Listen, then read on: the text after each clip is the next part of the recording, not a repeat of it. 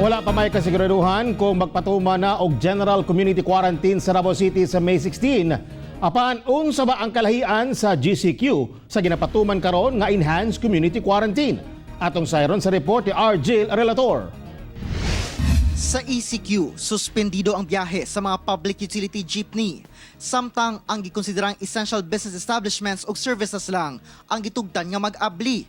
Karong halos tanan na sa tibuok Mindanao ang ipailawom na sa GCQ o modified GCQ o ang relaxed community quarantine.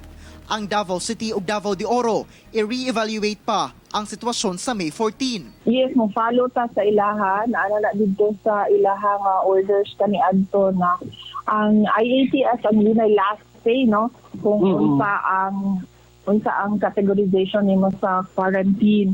Ubos sa GCQ, mamahimo na nga mag-abli ang mga industriya sama sa wood products and furniture, computer, electronic ug optical products, machinery and equipment, motor vehicles ug uban pang transport equipment. Mamahimo na sab nga mag-abli ang malls o commercial establishments. Abli na sab ang wholesale ug retail trade, ingon man construction companies. Maka-operate na ang real estate activities, pwera lang buying ug selling. Bawal gihapon ubos sa GCQ ang entertainment-related mass gatherings.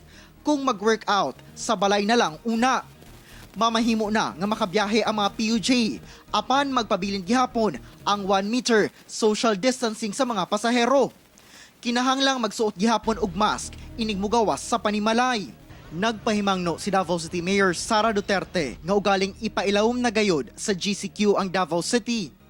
Ang nagpasabot lang anang GCQ, meaning daghan na ang mga pwede mo balik sa trabaho. Daghan na ang mga establishments na pwede mag-open. Pero naagihapoy quarantine. Ako si RJ Relator para sa One Mindanao.